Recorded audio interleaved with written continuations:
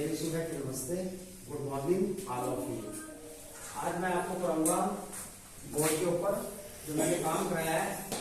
सबसे पहले आपकी हिंदी की कॉपी में अपना लाइनें लगाई, फिर मैंने आपको सिखाया हम हिंदी को कैसे लिखते हैं। जब हम हिंदी लिखते हैं ना हमारे अक्षर बड़े होने चाहिए ना छोटे होने चाहिए, आपने सुंदर लिखना है।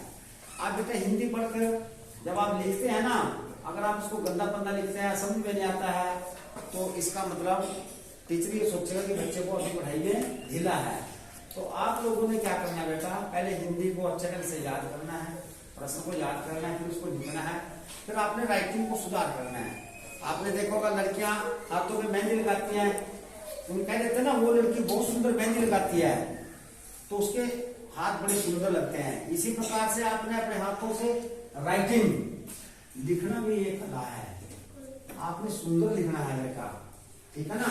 अच्छे ढंग से काम करना है, अक्षर ना बड़े होने चाहिए ना छोटे होने चाहिए। एक बात सुनो बेटा, जो बच्चा हिंदी पढ़ लेता है एंड समझ आ जाता है, जैसे मैं कोई लेसन आपको पढ़ा रहा, आपने लेसन पढ़ लिया, उसकी स्टोरी समझ में आ गई, उसके प्रश्न उत्तर आप अपने आप आराम से लिख सकते हैं, आपको रट्टा लगाने की जरूरत नहीं है।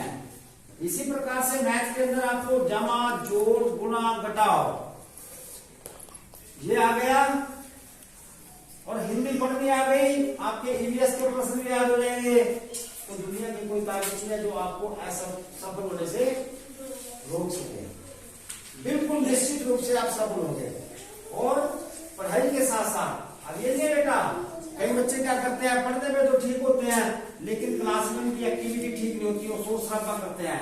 अच्छा बच्चा वो क्या होता है, कह देते कि वो बच्चा बहुत अच्छा है, जो बच्चा घर से अपनी स्कूल की ड्रेस डालकर आता है, अपने से बड़ों को गुड मॉर्निंग करता है, छोटे बच्चों से प्यार करता है, क्लास में अपने साफ सफाई रखता है, पढ़ाई में बच्चों टीचर की हेल्प करता है, चाहे वो पढ़ाई में एवरेज भी हो, वो बच्चा भी बहुत अच्छा होता है, ठीक है ना बेटा।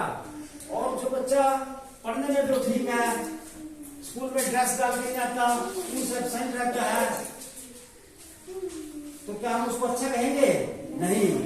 तो अच्छा बच्चा क्या होगा, जो बच्चा समय पर स्कूल आता है, ड्रेस डाल कर आता है, स्कूल की हर एक्टिविटी में भाग लेता है, अध्यापक का कहना मानता है।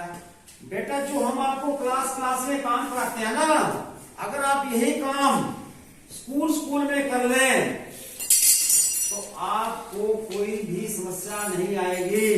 लेकिन आप बच्चों क्या करते हैं, मैंने काम दिया, मास्टर प्रोवाइजर गया कोई काम, आप शोर शराबा शुरू कर देते हैं, और जो टीचर पढ़ाता है तब ध्यान नहीं देते हैं, आपके समझ में नहीं आता। जब अगले दिन पूछता है टीचर, हाँ भाई तुमने ये काम किया?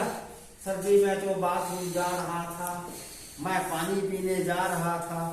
इसलिए बेटा जब भी आप कोई काम करें मन लगाकर करें, जैसे मैंने बोर्ड पे लिखा, दिल से लिखा। मैं फिर आपको कहूंगा कि बेटा ये काम करो, जब आप दिल लगाकर मन से आप अपनी कॉपी के ऊपर काम करेंगे बेटा, तो आपकी लिखाई भी सुंदर हो जाएगी। तो हमने बेटा जो हमारे पिछले महीने सर्दी की छुट्टियां हुई, पूरा महीना हमारा डिस्टर्ब रहा, तो हमने उन कमियों को पूरा करना है, 7-8 दिन में पूरी प्रैक्टिस करनी है। हमारे को हर लेसन में प्रश्न उत्तर याद होने चाहिए, जो टीचर आपको बातें बताता है उनके ऊपर अमल करना है, पहाड़े याद करने हैं, छोटी छोटी चीजें याद करनी है, समझना है। बस तुम्हारी नींव जो है जैसी मजबूत होगी, तुम्हारे ऊपर कितनी बड़ी इमारतें बना लो। जब तुम्हारी नींव पढ़ाई में मजबूत होगी ना, तो आप बड़े होकर के पढ़ाई में होशियार रहेंगे। जब पढ़ाई में होशियार रहेंगे तो आप सब भी पहले नंबर पे होंगे। तो बेटा जो मैंने आपको बातें बताई समझ में आई है बेटा? तो कितने बच्चे जो है राइटिंग सुंदर लिखेंगे, डेली एक सुलेख लिखेंगे, घर बैठकर सुलेख लिखेंगे, लिखेंगे ना बेटा? ठीक है बेटा, शाबाश, ठीक है ना, वेरी गुड, ये काम करेगा।